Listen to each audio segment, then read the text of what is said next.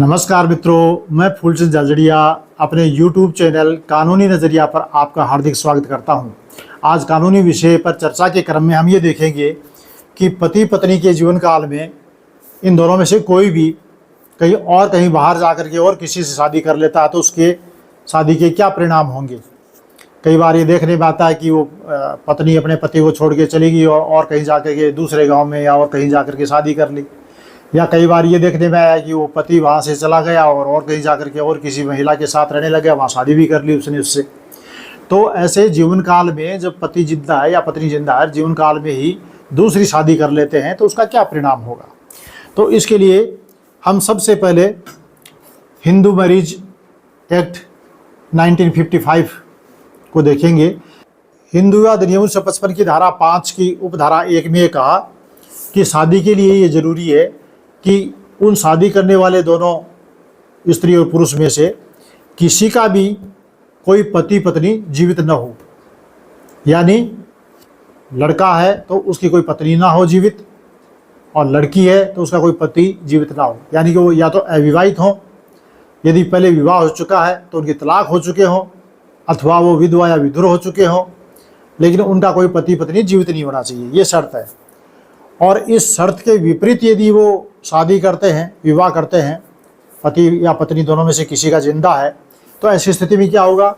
तो ऐसी स्थिति में हिंदू विवाह अधिनियम 1955 की धारा 11 में ये कहा है कि इसके विपरीत यदि विवाह किया तो विवाह शून्य होगा। शून्य विवाह का क्या मतलब? शून्य का मतलब ऐसे कि जैसे विवाह हुआ ही नहीं, ऐसा होगा। ठीक है, ये तो शून्य हो गया विवाह, लेकिन फिर भी वो करते तो उनके लिए दंड का क्या कोई प्रावधान है? हाँ, दंड का प्रावधान है। कहाँ है, किस धारा में है? देखिए, भारतीय दंड संहिता की धारा 494 क्या कहती है? ये कहती है कि जो कोई पति या पत्नी के जीवित होते हुए और किसी से विवाह करेगा तो वह विवाह शून्य होगा, और ऐसा शून्य विवाह करने वाले को 7 वर्ष तक का कारावास और जुर्माना से दंडित किया जा सकेगा। तो अब कोई पति अपनी पत्नी के जिंदा रहते हुए दूसरी किसी से शादी कर लेता है, या पत्नी अपने पति के जिंदा रहते हुए दूसरी किसी शादी कर लेती है, तो इस प्रकार शादी करने पर शादी करने वाले ऐसे व्यक्ति को जिनका पति या पत्नी जिंदा है उसको 7 साल तक की जेल हो सकती है और साथ में जुर्माना भी हो सकता है। दूसरी धारा 495 में क्या कहा? इसमें यह कहा कि पहले जो शादी कर रखी है उस शादी को छिपा करके, उसको बिना बताए, उसको प्रकट नहीं किया, अपने आप को कुंवारा बताया या कुंवारी बताया, और पहले वाली शादी को छुपा लिया। पहले वाली शादी को छुपा करके दूसरे किसी से यदि कोई शादी करता है तो ऐसे छिपा करके शादी करने पर भारतीय दंड संहिता की धारा 495 के तहत 10 वर्ष तक का कारावास और जुर्माना की सज़ा हो सकती है। अच्छा, ये तो ठीक है, जिनके पति पत्नी कोई जिंदा है और फिर शादी करते हैं तो उसमें सज़ा का प्रावधान है, और शादी को, पहले वाली शादी को छिपा के कोई शादी करता तो सज़ा का प्रावधान है। अब एक ऐसा व्यक्ति है, उदाहरण के लिए, जिसने एक ऐसी महिला से शादी कर ली जिसका तलाक भी नहीं हुआ, पति जिंदा है, और उसे शादी करके और उसको ये कह दिया कि भाई ठीक है, आप मेरी वैध पत्नी है, विधिवत पत्नी है, शादी विधिवत हो गई है, अब आप अपने पति पत्नी की तरह रह सकते हैं। तो उसमें उस पुरुष के लिए दंड का प्रावधान है। वो कहाँ पर है? वो है धारा 493 में। क्या है प्रावधान इसमें पुरुष के लिए? इसमें ये लिखा है कि जो कोई पुरुष किसी स्त्री को जो उससे विधिवत विवाहित नहीं है धोखेबाजी से ये विश्वास करने को उत्प्रेरित करता है, उसको विश्वास दिलाता है धोखा दे करके। क्या विश्वास दिलाता है? धोखा दे करके कि वह उसकी विधिवत विवाहित पत्नी है, और ये विश्वास दिलाकर उसके साथ सहवास करता है। तो ऐसे विश्वास दिला करके पत्नी के रूप में उसको रख करके उसके साथ सहवास करने पर 10 वर्ष तक का कारावास और जुर्माना की सज़ा का प्रावधान है। अब ये विधिवत विवाहित नहीं है और फिर भी ऐसा विधिवत विवाहित है, ऐसा विश्वास दिलाता है। किस परिस्थिति में? देखिए, 2 परिस्थिति हो सकती है। एक तो वो जैसे उसका पति जिंदा है, तलाक हुआ ही नहीं, और फिर भी वो उसको कहता कि नहीं वो जिंदा हो, भले अपन ने फेरे ले लिए और फेरे हो गए, इसलिए अब अपन पति पत्नी हो गए और पहले वाला जो शादी है वो ख़त्म हो गई अपने आप। ऐसे झूठ बोल देता है और झूठ बोल करके उसको विश्वास दिला देता है कि आप विधिवत पत्नी है।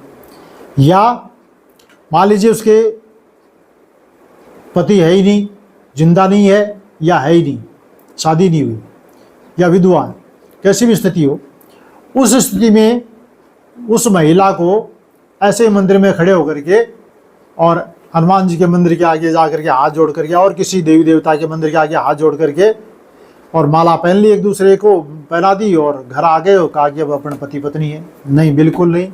देखिए, पति पत्नी के रिवाज हैं। जैसे हिंदुओं की बात यदि करें तो इसमें सप्तपदी जरूरी है। सप्तपदी क्या है?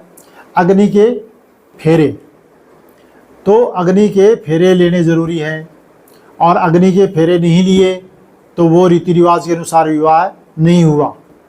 वो स्पेशल मैरिज एक्ट 1954 के तहत कोर्ट में जाकर के और मैरिज रजिस्ट्रार के यहाँ, वो अलग बात है। लेकिन यदि हिंदू मैरिज करनी है तो ये हिंदू मैरिज एक्ट 1955 के तहत ये ज़रूरी है कि सप्तपदी हो। सप्तपदी नहीं हुई तो विधिवत विवाह नहीं हुआ, और विधिवत विवाह हो गया ऐसा झूठ बोल करके उस महिला को साथ रख करके पत्नी के रूप में उसको रखा, सहवास किया, तो 10 साल तक की सज़ा और जुर्माना का प्रावधान इसमें रखा गया है। तो ये मुकदमा कौन कर सकता है? देखिए, दंड प्रक्रिया संहिता की धारा 198, इसकी ओर भी मैं आपका ध्यान आकर्षित करना चाहता हूँ कि इसमें ये उल्लेख है कि पीड़ित व्यक्ति की शिकायत पर ही न्यायालय पर संज्ञान लेगा, अन्यथा न्यायालय इसमें पर संज्ञान नहीं लेगा, मुकदमा आगे नहीं बढ़ेगा। और इसका अपवाद भी बताया है कि यदि महिला है तो उसके महिला के स्वयं पीड़ित है वो, उसके अलावा उसके माता पिता या भाई बहन आदि लोग भी कर सकते हैं न्यायालय की अनुमति से, और किसके द्वारा भी किया जा सकता है। पुरुष है तो पुरुष करेगा, पुरुष यदि कोई फौज वगैरह में है तो वो न्यायालय की अनुमति से और किसी को अधिकृत करके मुकदमा करवा सकता है। तो पीड़ित व्यक्ति ही मुकदमा इसमें करता है, या पीड़ित व्यक्ति की ओर से ये जो मैंने आपको बताए ये कर सकते हैं। अब पीड़ित व्यक्ति कोई मुकदमा नहीं करता, मान लो वो देखे जाने दो, अब गई तो चली गई, जाने दो, या पत्नी सोचे कि जाने दो उसको, गया तो जाने दो, कोई बात नहीं, और वो उसको आगे कार्रवाई नहीं चाहते, वो अपना जीवन अपने नए सिरे से जीते हैं, वो वहाँ चले गए कहीं। तो अब इसमें समाज में क्या भ्रांति होती है कि देखो ऐसे छोड़ करके जा सकते हैं और शादी कर सकते हैं, कोई दिक्कत नहीं, कहीं कोई सज़ा नहीं है, कोई प्रावधान इस तरह का नहीं है। नहीं, ऐसा नहीं है, प्रावधान है, वो कार्रवाई नहीं करते, वो उनकी इच्छा है, उनकी मर्जी है, वो नहीं करते तो आगे सज़ा का प्रावधान वो काम में नहीं आएगा। लेकिन वो यदि शिकायत करते हैं, अदालत में जाते हैं और कानूनी कार्रवाई करते हैं तो इसमें सज़ा के प्रावधान ये मैंने आपको बताए, धारा 494, 495, 493, ये कई इस तरह के प्रावधान हैं। मैं आशा करता हूँ कि आपको ये जानकारी का वीडियो अच्छा लगा होगा। यदि अच्छा लगा हो तो आप इसे शेयर कीजिए, सब्सक्राइब कीजिए और लाइक कीजिए। बहुत बहुत धन्यवाद। नमस्कार।